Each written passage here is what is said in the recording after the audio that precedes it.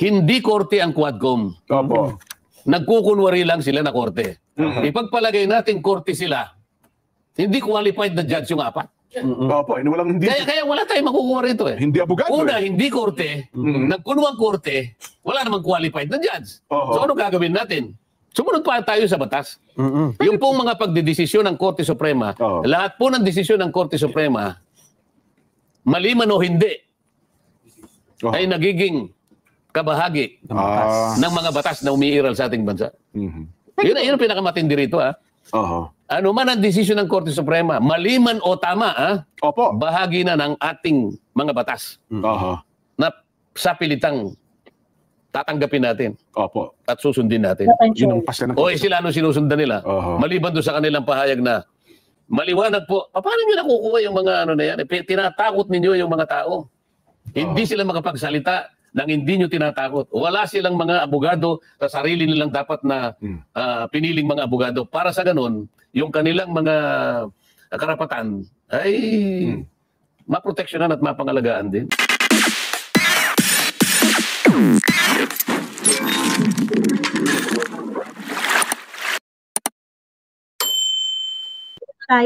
Punta na tayo kay Pastor Kibuloy. Kay Pastor Kibuloy, kay Kong Marcoleta. Ilang beses na nating pinag-usapan sa programang ito. Hindi korte ang Quadcom. Nagkukunwari lang sila na korte. Ipagpalagay natin korte sila, hindi qualified na judge yung apat. Walang hindi. Kaya wala tayong makukuha rito eh. Hindi abogado. Una, hindi korte. Nagkunwang korte, wala namang qualified na judge. So ano gagawin natin? Nako.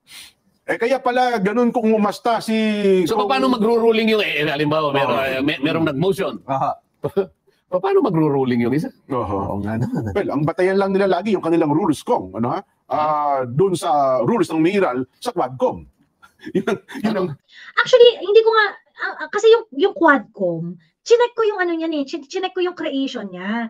Na-create yung Quadcom kasi merong mga merong speech, tapos merong resolution na pinasa na i-investigate yung POGO, i-investigate yung EJK, i-investigate yung pag-rejoin sa ICC, ganyan-ganyan. Pagkatapos ang ginawa nila, kinonsolidate na lang nila yon. Tapos hinahanap ko, hindi ba dapat meron yung hindi ba dapat parang, kasi you're going to create a super committee eh. So ngayon, syempre dapat unang-una, dapat may rules muna. Mag-set muna kayo ng rules. Pagkatapos, pangalawa, hindi ba dapat parang ma-encapsulate siya into a House resolution na magke-create.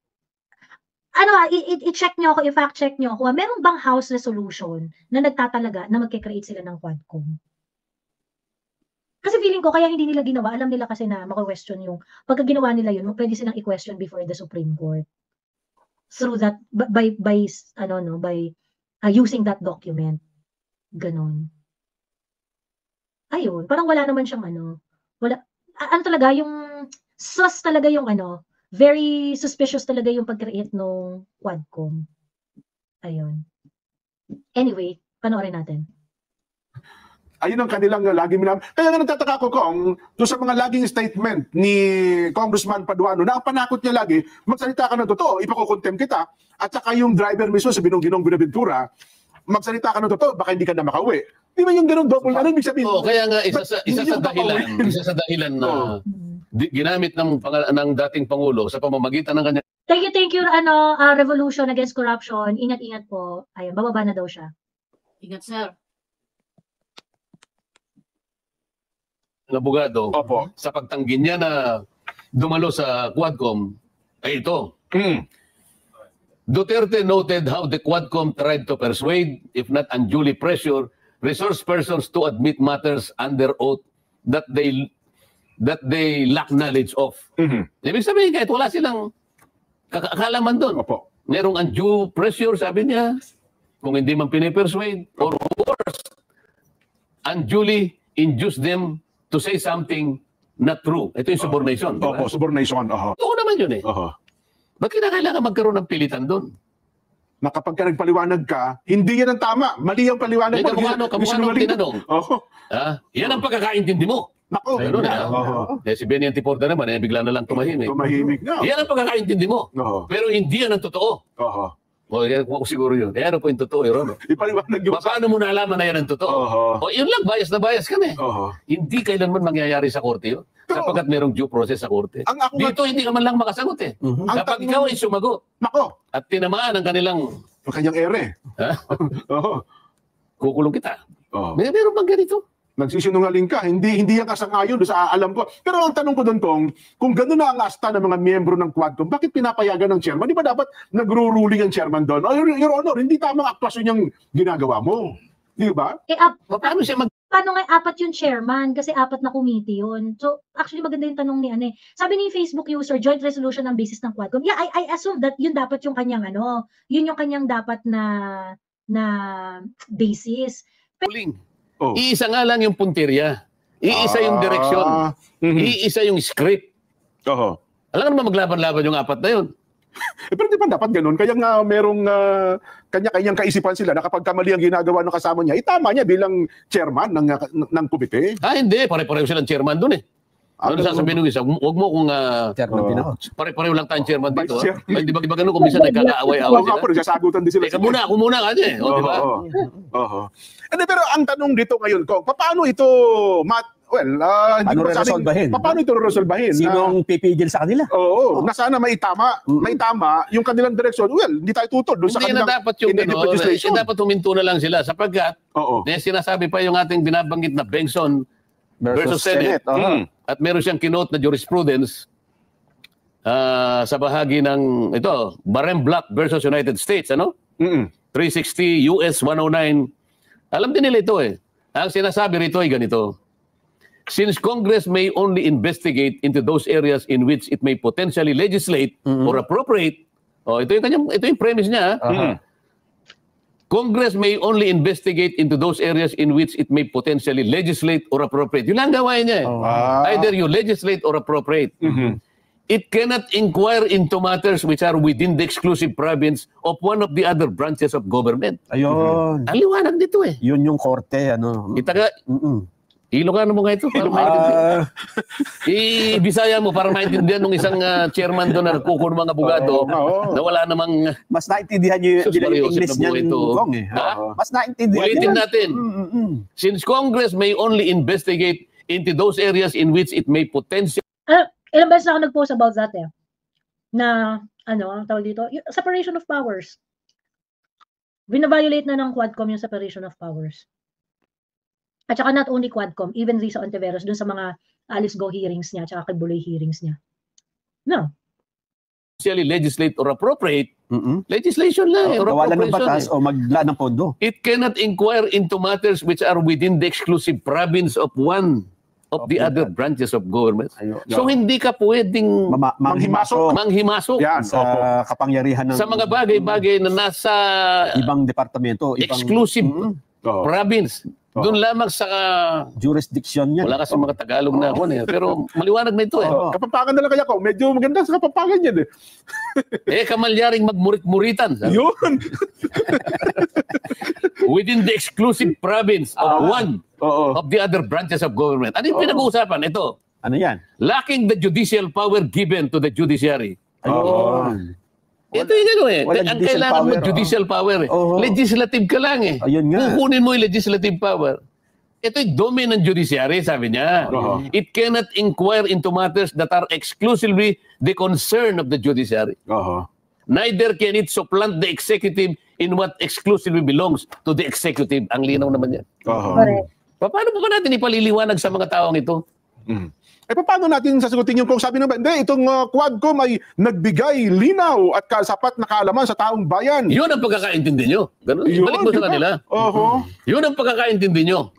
Ngunit sa liwanag ng mga pangyayari sa pagdidesisyon ng Korte Suprema, mali kayong lahat. Sumunod pa tayo sa batas. Yung pong mga pagdidesisyon ng Korte Suprema, lahat po ng desisyon ng Korte Suprema, mali man o hindi, ay nagiging kabahagi ng mga batas na umiiral sa ating bansa. Yun ang pinakamatindi rito. Ano man ang desisyon ng Korte Suprema, mali man o tama, bahagi na ng ating mga batas na sa pilitang tatanggapin natin at susundin natin. Yun ang pasya ng sila ano sinusundan nila? Maliban doon sa kanilang pahayag na Maliwanag po. Paano nyo nakukuha yung mga ano na yan? Tinatakot ninyo yung mga tao.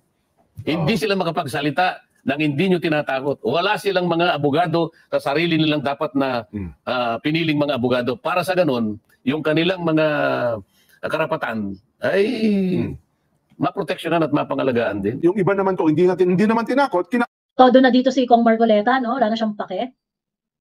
Wala siyang pakialam doon sa... Kasi tinanggalan naman na siya ng mga committee seats eh. Wala na siyang wala na siyang committee, wala na siyang chairmanship, wala na siyang membership sa kahit anong committee. So wala siyang pake, tagdabanat na talaga siya. Tama. Miss Joey, hi. Net 25 ton. Hello. Sino yung nagsasalita? It's me. Sino? JL. Click. Hi. JL. No. Ikaw ba yung JL? No. Si Click. Ay, hindi. Yeah, it's me. Miss Joey, net 25 to, di ba? Net 25 to. Show nila sa ano. Nakakatakot kasi baka magurgur yung net 25 nyo. I'm sure gugugurin nila yan. They're giving Marcoleta a platform. So, most likely, they should expect na magurgur to. By the way, first time ko pala umakyat. Hindi kompleto yung gabi ko pag hindi ako nakikinig sa inyo na discuss. Oo. Pero I just like to say, for sure, itong mga politiko na to, lagi itong umaakyat dito or nakikinig, no? Especially si Tambi, itong mga congressman na to, na mga walang hiya. Can I just say na sana karmahin kayo? I just wish na makarma kayo. Hindi man kayo, pero sana family niyo. I always pray for that. Alam niyo, darating din yung araw, babalikan din kayo. Naniniwala kami sa karma. Hindi man kayo balikan, it's your loved ones na ang babalikan. Kasi alam niyo yung ginagawa niyo, especially Risa Ontiveros, Miss Joey. Napaka-plastic niya. Hindi ko alam bakit amoy na amoy ko yung kaplastikan ng mga to. Hindi na-aamoy ng mga tao. Pero amoy na amoy ko. And yung mga bata, hindi nila naaamoy. Kasi nga, hindi pa sila naka-experience ng ng mga challenges sa buhay na totoo eh. Kaya parang, handong pa sila dun sa alam mo naman, Click, di ba, pag bata-bata ka pa, and sa totoo lang, dumaan rin naman ako sa ganyang phase, yung bilib na bilib ka ba sa credentials? Oo. Yung bilib na bilib ka sa credentials. So kung kunwari, professor mo, sabi ng professor mo, ay magaling yan si Risa, ganyan-ganyan. Ngayon, ikaw bilang tangang estudyante na hindi nag-iisip, ang feeling mo, ay hindi magaling yan kasi sabi ng professor ko eh. Eh syempre ikaw, highly respected mo yung professor mo kasi yung professor mo na yun, ginagapang mo yung grades mo sa kanya eh, di ba? Ginagapang mo yung grades mo sa kanya. So ngayon, si Risa, nagtatrive siya because of that. Because of the false recommendation and because of the credentials of the people na nagsasabi na ino-influence yung lesser critical na part ng population, gano'n.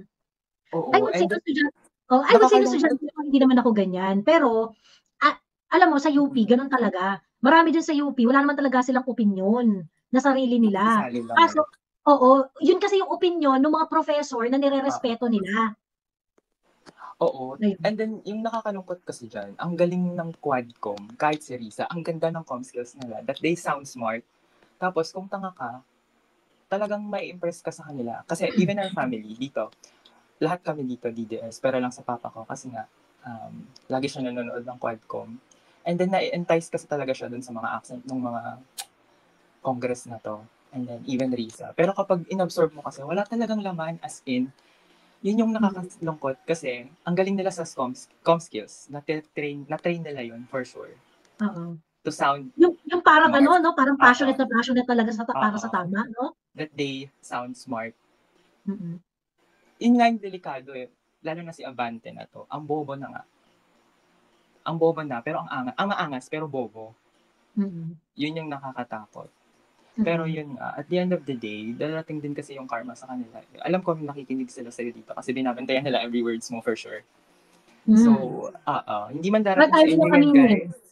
Hindi man darating sa inyo yung karma, guys. Sa loved ones nyo yun. That's for sure. 100-fold. Alam nyo ginagawa nyo. So, ayan.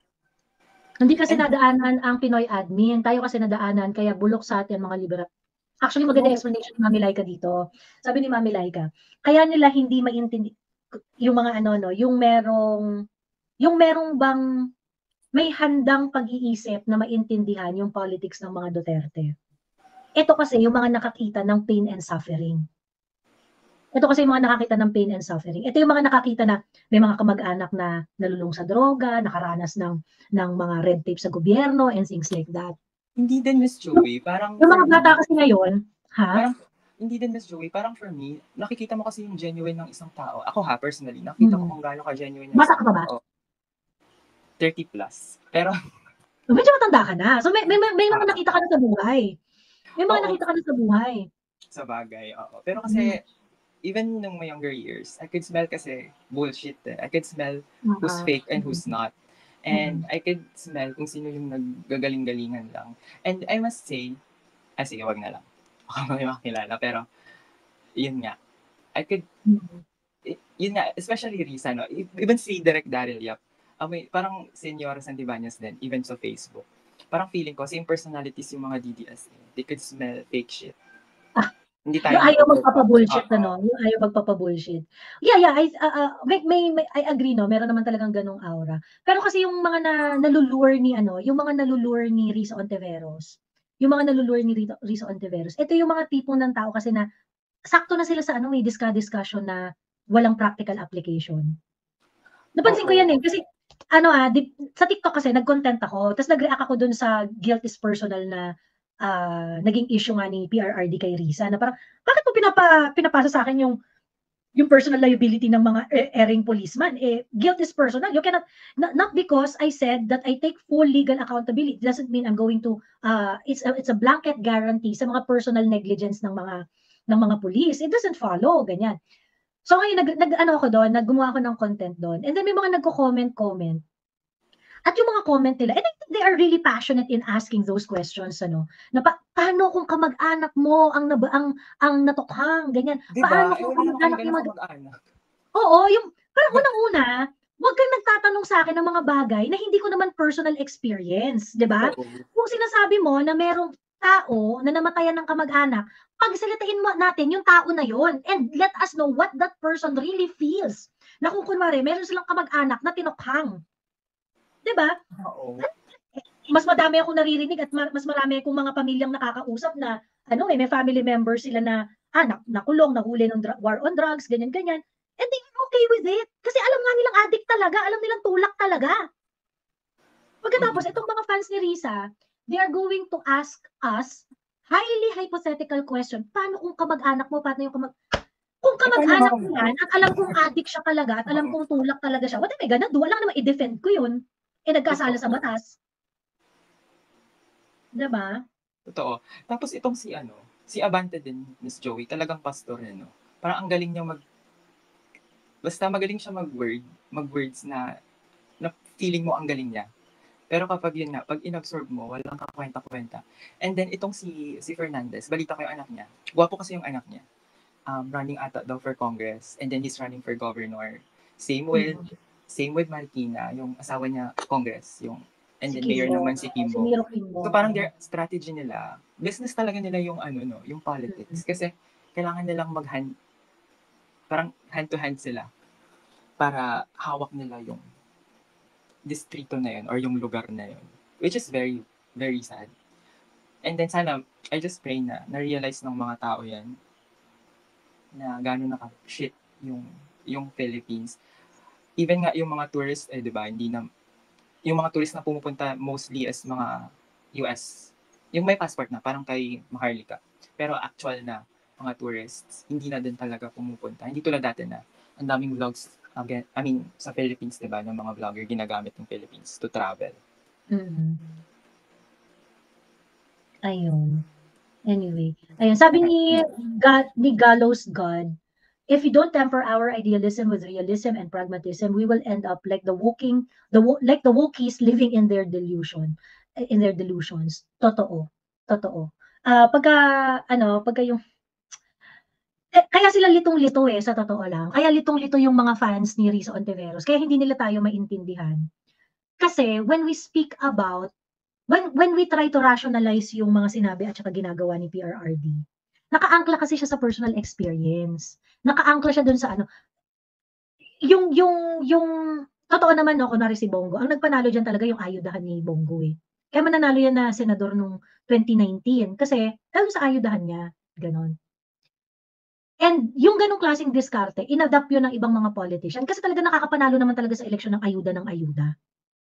Talagang ganon naman talaga. Pero ang hindi kasi nila alam at hindi nila naiintindihan the reason why those kind of action will stick doon sa isipan at sa puso ng mga Pilipino, kasi nga, in doing so, naramdaman ng mga naka-receive ng tulong na hindi sila ginawang props.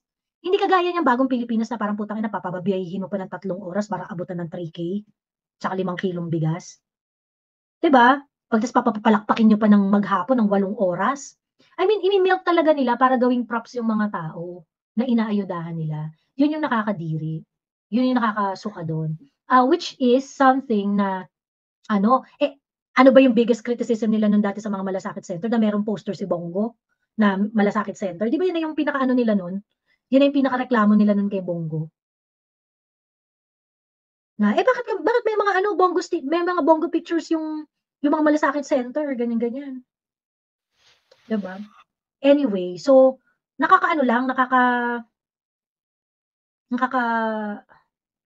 yun yung hindi nila makuha. General Bato, for example. Bakit ba nanalo si General Bato noong 2019? Kasi nga, yung aura ni General Bato, yung aura ni Bato, nung siya ay Chief of Police, actually help a lot of families. Diba? Na matapos yung kanilang mga pamilya na merong mga problemang addict na family member, pusher na family member, naiintindihan nila that it will take more than their family para isolve yung mga problems na yon. Si Bato at saka si PRRD, naiintindihan rin nila na it takes an external force para ma-solve ang problema ng mga pamilya na yon. And so they did. Nag-take charge sila at they took that responsibility. And a lot of family were actually saved because of that. Yung mga ganong klaseng nagawa nila Bato and nila it will really it will really that messaging, that kind of service that they had given nung time na nasa pwesto sila sa kanilang mga roles, matatanda talaga isang tao for the rest of their lives. If they want to be popular and if they want to be voted by the people, kailangan mag-isip sila ng ganong klaseng diskarte. I mean, Bato and Bongo are not the best politicians that we have right now. Kahit nga mga DDS, kinikriticize sila ng bonggang-bongga eh. Kaso ano yung difference na sa mga current na politicians? Kaso kasi meron talaga silang nagawa na kumonekta sa puso at isipan ng mga tao. Diba? Ayun. Sabi ni Louie Margot, hindi kita ma-up, ikaw po ang magkiklik ng link. Andyan ang link sa comment section. Hindi po kita ma-up. Kayo po ang magkiklik ng link. Hindi ko makiklik ang link for you. Ayan. Okay, mag-abang, tapos mag-scroll up, hanapin yung link. Ano ba yung lahat naman isusubo? Okay? Ayun. Anyway, dito, click JL Manang, wait lang ha, tapusin lang natin tong video ni Marcoleta, tapos I'll get back to the 3 of you. Ayan. Okay po. Kinausap para sa mga ayaw naman doon sa gusto nilang gawin. Di ba? Kaya nga nagreklamo ata yung Grijaldo, di ba? Kinausap po niya ako eh. At nung kinausap ako, ito niya. Ito, kasang-ayon ka ba rito? Tama ba itong gagawin mo? Di ba? Yun naman ang dahilan kong, pero teka lang, ang rules ba natin, may mga weakness na haharap.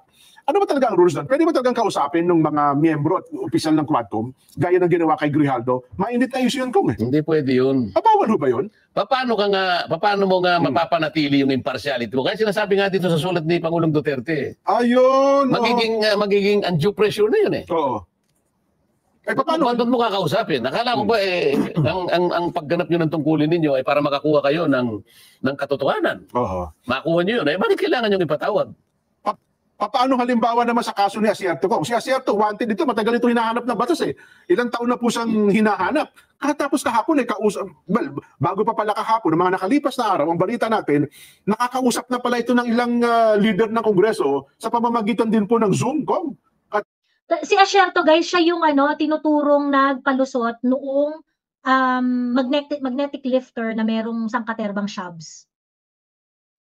Ayun. Lumarap nga po sa pagdinig kahapon sa pamamagitan din po ng Zoom. Din po ito, paano yun? Kaya na nga. Ano yung legislative purpose?